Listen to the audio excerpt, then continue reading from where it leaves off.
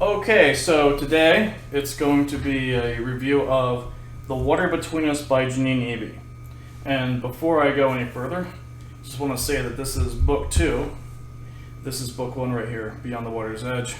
And so I just want to say there's going to be spoilers for this book right here as I review this book. Now there's a spoiler section, of course, for spoilers for this book, but if you haven't read this one yet, you probably want to start here before you watch the review of this book. So, now that I've said that, introduction. So, let's see, this is, of course, a book by Janine Eaby, as I just mentioned right here. And this is 323 pages long. Let's see, I have the publication date written down as November 27th of 2024. And it's appropriate for ages 14 up, and it's told in third-person omniscient. The setting is the fantasy genre. Now, if you know the first book, you know that there's a region called Koreb, which is like the normal world, and then there's one called Ruina. And this book takes place purely in Ruina. I don't believe there's any scenes that are in Koreb. So, actually, I'm sorry, I forgot to move this page here thing to keep track of things, but I just did the setting, which was that this is in Ruina. It's in a fantasy setting. Okay, so characters. Let's see. On my list here, I got Alara. From the first book, there's Desir and Kayla. Now, Desir is in the first book, and Kayla's mentioned in it, but I don't think you see her at any point in time.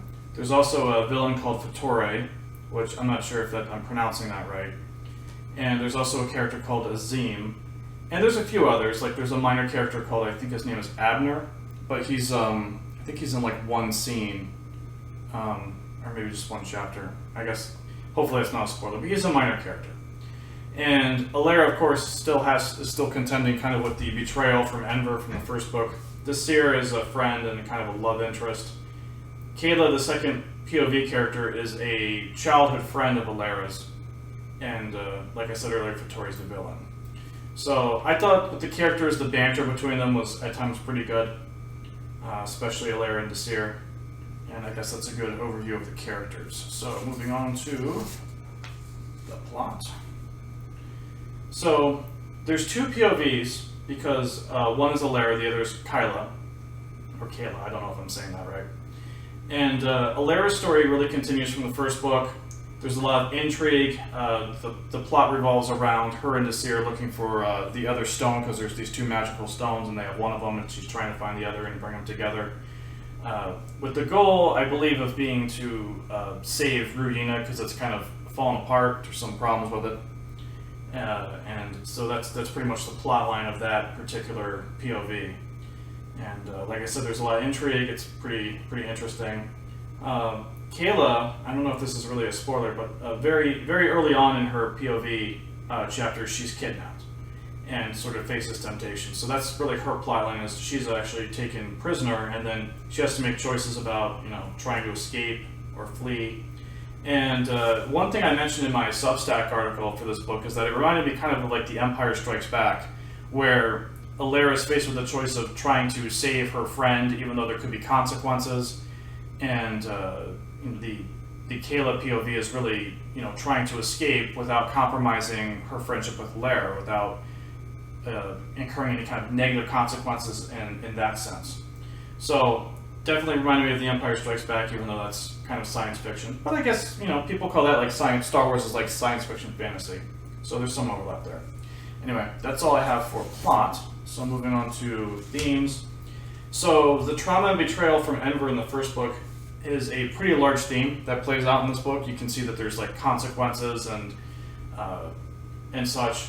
And there's also this friendship between not only Alara and Kyla, but also there's like there's a loyalty between Alara and Desir. So loyalty is definitely a theme, and then sacrifice is definitely a theme. What do you sacrifice in order to remain loyal to your friend? So those are the three themes that I picked up. Now, inside the author's studio. So Janine has a Substack called Fiction and Fables. She, of course, wrote Beyond the Water's Edge, which is this first book here, in addition to this one. I think she's working on a third book right now for this series. And she also has a serial dystopian story on her Substack, if you want to check that out. I don't remember the name of it, but I do know that it's there. And let's see. So moving on. So a critique. So the only thing I've noted here is that for me, the Kayla storyline, it was a good setup, but it took a while for me to really get drawn into it. I'd have to check to see what page number, but I think around page 100 was when I really started to get drawn into two POVs. I like the Alara and Desir POV. I mean, it kind of carried over the momentum from the prior book. So I was already invested in that POV. I think the Kayla one just took a while to get up to speed. But, you know, I kept going on, so not really much of a critique. Because I do like this book, it's really good. Conclusions. So the only thing I've listed here is good book. So I mean, this is like, 5 out of 5 for me. And just to start with book 1, as I mentioned earlier, because it's a progressive, it's a story that proceeds from the prior book. And let's see here, spoilers. So I only have 2 things written down here. And the first one is, okay, first of all, warning, spoiler alert, in case you didn't read this. But Kayla sacrificing herself. I mean, I think I wrote in the book, like, holy crap. Because, like, that was so... It was one of those twists where, like, I was shocked that it happened. But then when I thought back on, like, everything that built up to that decision, I was like, oh, actually, it kind of makes sense. And that's a good story. Like, that's a good plot twist, is when you're shocked by it, you're surprised, but then when you actually, like, reflect on it, you're like, oh, actually, you know what? It makes a lot of sense. It makes sense for the character.